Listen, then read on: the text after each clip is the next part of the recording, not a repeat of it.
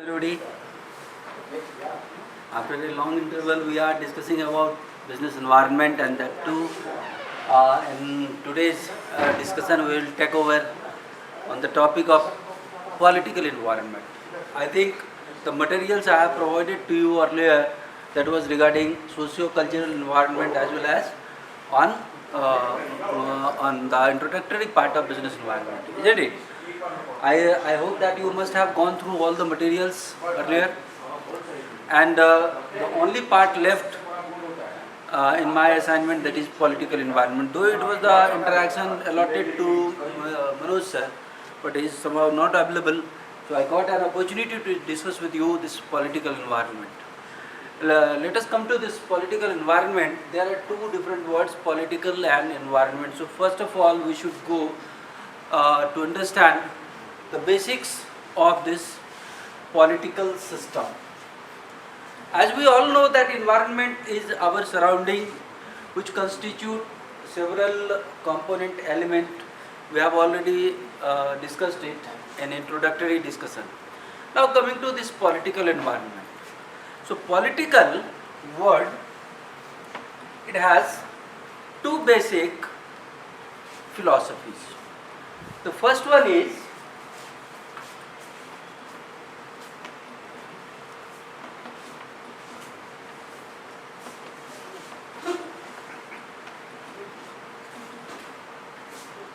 totalitarianism, and the second one is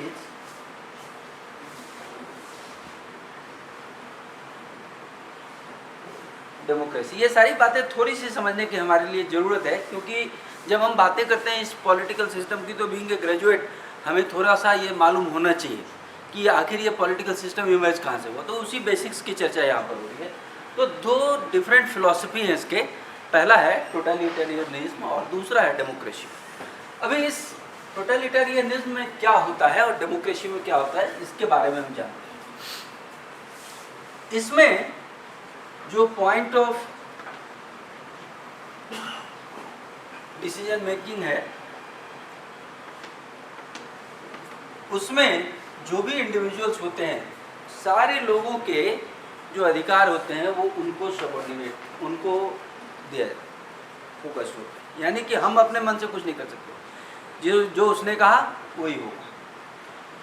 लेकिन हमारे कहने से ये व्यक्ति जो डिसीजन मेकर है वो करे, ये इसकी कोई बात नहीं. उसकी बातें प्रायोरिटी बेसिस पर होती है, और इसके तहत चार अलग अलग चलन हैं. यानी कि टोटलिटेरियनिज्म के चार अलग अलग थॉट हैं.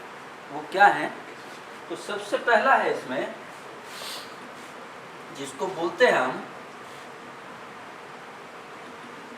थियोक्रेसी. दूसरा है सेक्युलर. तीसरा है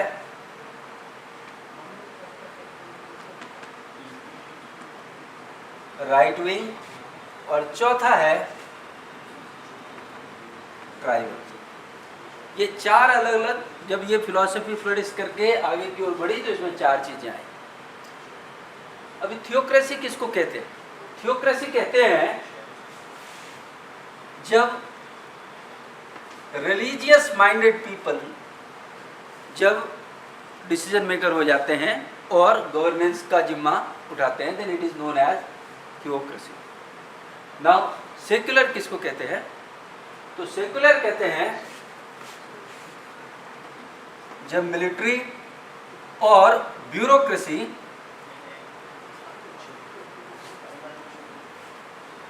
गवर्नेंस का जिम्मा उठाते हैं. तीसरा राइट विंग. ये क्या है? जब कैपिटलिस्ट और कैपिटलिज्म गवर्नेंस पर हावी हो जाते हैं, तो इसको कहते हैं राइट विंग. और चौथा है ट्राइबल, यानी कि एक खास समूह हावी होता है.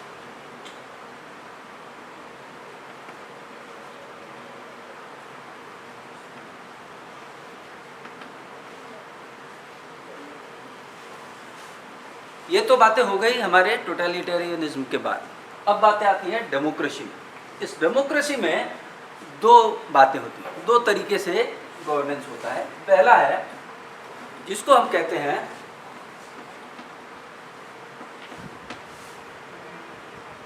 Pure democracy. आप लोगों ने बातें सुनी होंगी अमेरिका के बारे में। अमेरिका में क्या है, common citizen directly head of the जो टॉप मोस्ट पोजिशन है उसके लिए वोट करते हैं। कौन इलेक्ट होता है, प्रेसिडेंट वहाँ। लेकिन हमारे यहाँ के प्रेसिडेंट क्या हम इलेक्ट करते, नहीं, हमारे रिप्रेजेंटेटिव उनको इलेक्ट करते। तो एक प्योर डेमोक्रेसी हो गया जब डायरेक्टली वोट किया जाता है लोगों के द्वारा फॉर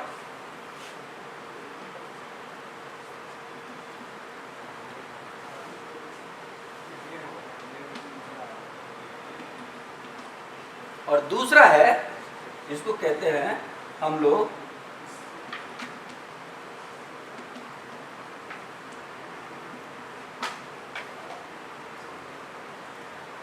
इसको एक और भी नाम देते हैं, उसको कहते हैं रिप्रेजेंटेटिव डेमोक्रेसी। हमारे द्वारा चुने गए प्रतिनिधि फिर देश के सर्वोच्च नेता का चुनाव करते हैं कि जैसे हमारे एमपी, हम एमपी को चुनते, एमपी हमारे प्रधानमंत्री को चुनते। और इस तरीके से ये क्या है कि रिप्रेजेंटेटिव के द्वारा क्या होता है तो गवर्नेंस फाइन। यानी कि इस पॉलिटिकल सिस्टम में चाहे ये हमारा टोटलिटेरियनिज्म का फिलॉसफी हो, फिलोसफिकल व्यू हो या फिर डेमोक्रेटिक व्यू हो, कहीं भी गवर्नेंस के लिए अगर बातें होती हैं तो इतनी सारी विचारधारा है। और इसको थोड़ा सा हमारे लिए जानकारी इसलिए आवश्यक है क्योंकि जिस तरीके के लोग गवर्नेंस में होंगे, हमारे लिए जो पॉलिटिकल सिस्टम का जो आउटपुट होगा, हमारी जो पॉलिसीज होंगी, हमारी जो रूल्स होंगी, वो उन्हीं की विचारधारा से प्रभावित होंगे। सो पॉलिटिकल इन्वायरमेंट को बेसिकली इस बिजनेस स्टडीज में पढ़ने के पीछे रीज़न यही है कि हमारी जो पॉलिटिकल आइडियोलॉजी है वो किस तरीके से हमारे बिजनेस के कामकाज को प्रभावित करती है। और इस कामकाज का प्रभाव देखने के लिए ज़रूरी है कि टॉप मोस्ट पोजीशन पर जो रूल्स को फ्रेम करते हैं, पॉलिसीज फ्रेम करते हैं, वो किस विचारधारा के लोग हैं। और इसके लिए ये थोड़ा सा बैकग्राउंड हमारे लिए जानना जरूरी है। और इन सारी चीज़ों के बाद अब आगे की ओर बढ़ते हैं। थोड़ा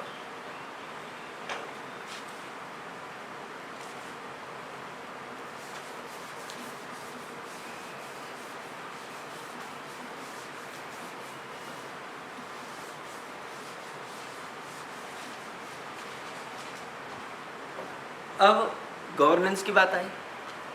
कोई भी बनाए सरकार, हमें उससे मतलब नहीं, लेकिन उसका एक क्या होना चाहिए तो डॉक्यूमेंटेशन होना चाहिए कि इस तरीके से कामकाज किया जाएगा। इंडियन कॉन्टेक्स्ट में अगर बात करें हम तो इसी को कहते हैं हम, उसी डॉक्यूमेंट को कहते हैं हम कॉन्स्टिट्यूशन। ये कॉन्स्टिट्यूशन हमें फैसिलिटेट करती है इन चीज़ों के लिए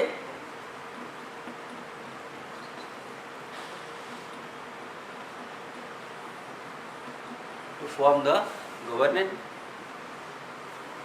दूसरा, ये गवर्नमेंट कौन बना सकता है तो हमारे यहाँ क्या है तो इनडायरेक्ट डेमोक्रेसी, रिप्रेजेंटेटिव डेमोक्रेसी। और इस डेमोक्रेसी में हम लोग, हमारे रिप्रेजेंटेटिव क्या करते हैं तो हमारे रिप्रेजेंटेटिव जो देश के सर्वोच्च पद के लिए कार्यकारी होती है उसको चुनते हैं, नेता को चुनते हैं, प्रधानमंत्री को चुनते हैं। सो इसके लिए जरूरी है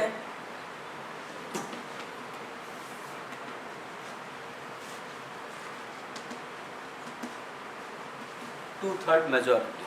अब ये टू-थर्ड मेजॉरिटी होगी जिस ग्रुप में भी जाएंगे वो क्या होगा, गवर्नमेंट फॉर्म करेगा। अभी ये लोग, ये रिप्रेजेंटेटिव, इनके लिए एक वर्ड यूज किया जाता है जिसको कहते हैं हम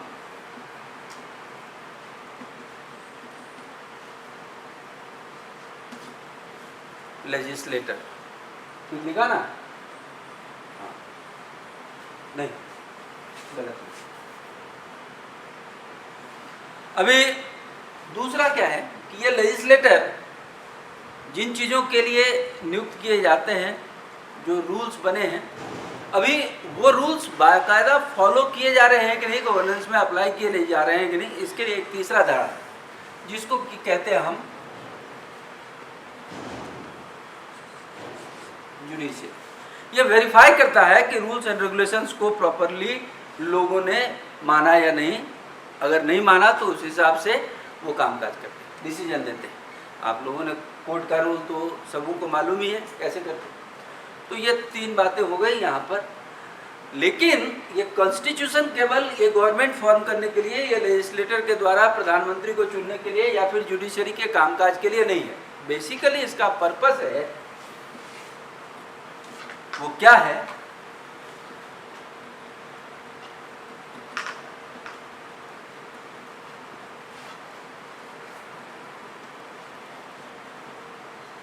पॉलिसी ऑफ जनरल वेलफेयर की बात है। अभी पॉलिसी ऑफ जनरल वेलफेयर के थ्रू हम फिर से वापस आएंगे अपने उस मुख्य धारा में जिसके लिए इस बिजनेस एनवायरनमेंट को हम पढ़ रहे हैं और जिसमें इस पॉलिटिकल एनवायरनमेंट की चर्चा। और ये वही है कि जनरल वेलफेयर में हमारे लिए क्या है, तो हमारे विचारों की अभिव्यक्ति का हमको अधिकार मिलता है, हमें कामकाज का अधिकार मिलता है, जीने का अधिकार मिलता है, शिक्षा का अधिकार मिलता है। तो ये देखना है हमें कि इस जनरल वेलफेयर के लिए ये कॉन्स्टिट्यूशन हमको क्या करती है। तो ट्रेड एंड कॉमर्स हमारे कामकाज ऑक्यूपेशन के राइट में आता है। तो इन सारी चीज़ों के लिए अभी इस डायरेक्टिव प्रिंसिपल्स के तहत ये पॉलिसीज बनती हैं। तो वो उन प्रिंसिपल्स को भी समझना हमारे लिए थोड़ा सा ज़रूरी है, जो कि हमारे लिए कॉन्स्टिट्यूशन ने तैयार किया। अभी क्या है उनकी भी थोड़ी सी जानकारी यहाँ पर हम लोग लेते हैं।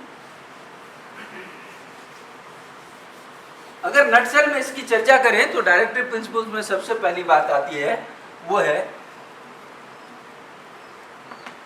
इक्वलिटी की।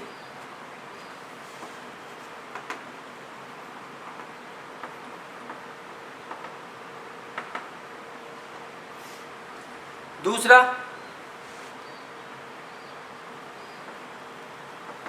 Minimisation of gender discrimination. तीसरा इम्प्लीमेंटेशन ऑफ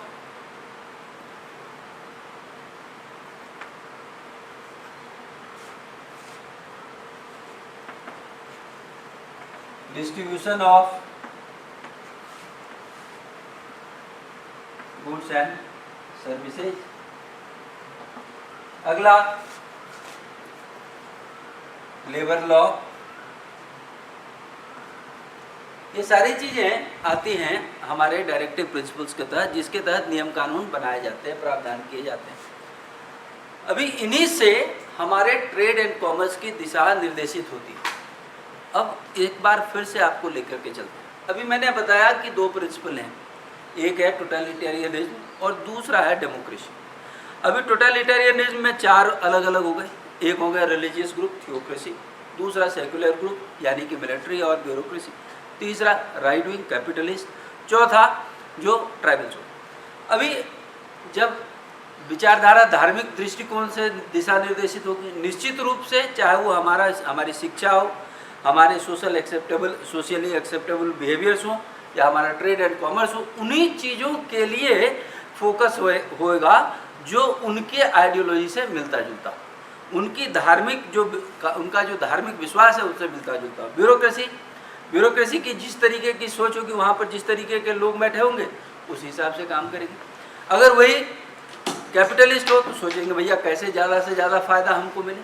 और जब बातें होंगी ट्राइबल्स की, ट्राइबल सोचेगा हमारा वेलफेयर हो, बाकी दुनिया कहाँ जा रही है इससे कोई मतलब नहीं। तो इन सारी चीज़ों का हम क्या देख रहे हैं कि प्रभाव पड़ता है हमारे कामकाज के ऊपर। अभी यहीं पर डायरेक्टिव प्रिंसिपल्स का रोल होता है कि ये डायरेक्टिव प्रिंसिपल्स कॉन्स्टिट्यूशन में किसी भी तरीके से जो मेजोरिटी वाली जो सरकार बनते हैं उनको ये कहती है कि आपको जब कभी भी काम करना है तो कुछ इस दिशा निर्देशों के साथ कि ये सारी चीज़ें फॉलो होनी चाहिए।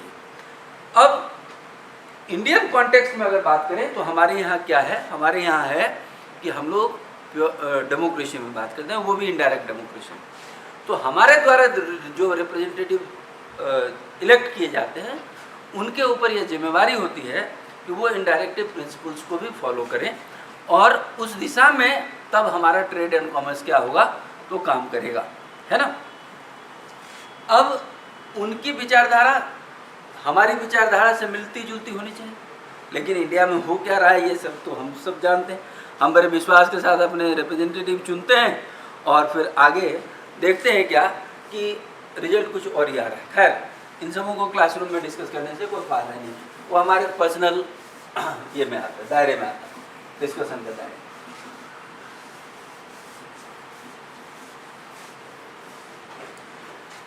अब इस पॉलिटिकल एनवायरनमेंट का जो पॉलिटिकल सिस्टम है इसके बारे में हम लोगों ने जाना। अब इसका हमारे बिजनेस पर क्या प्रभाव पड़ता है इसके बारे में हम लोग बातें करेंगे। तो इन सारी चीज़ों के लिए एक बार फिर से इस एनवायरनमेंट वर्ड को हम समझते हैं। तो हम लोगों ने इस एनवायरनमेंट वर्ड को क्या कहा, जो हमारी एक्सटर्नल सराउंडिंग है उस एक्सटर्नल सराउंडिंग को हम कहते हैं एनवायरनमेंट। लेकिन ये किसके आसपास, तो हम ह्यूमन बीइंग, हमारी सोसाइटी, हमारा समाज, हमारा कल्चर जिसमें तरह के लोग रहते हैं और उनका अपना अपना कस्टमरी है, उनका अपना अपना कल्चर है, इन समूह। अब उन सबों के ऊपर ये पॉलिटिकल सिस्टम किस तरीके से प्रभाव डालता है, इस इम्पैक्ट की विवेचना यहाँ पर हमें करनी है। इसके लिए हमारी बातें अगले दिन होंगी। आज के लिए थैंक यू सो मच।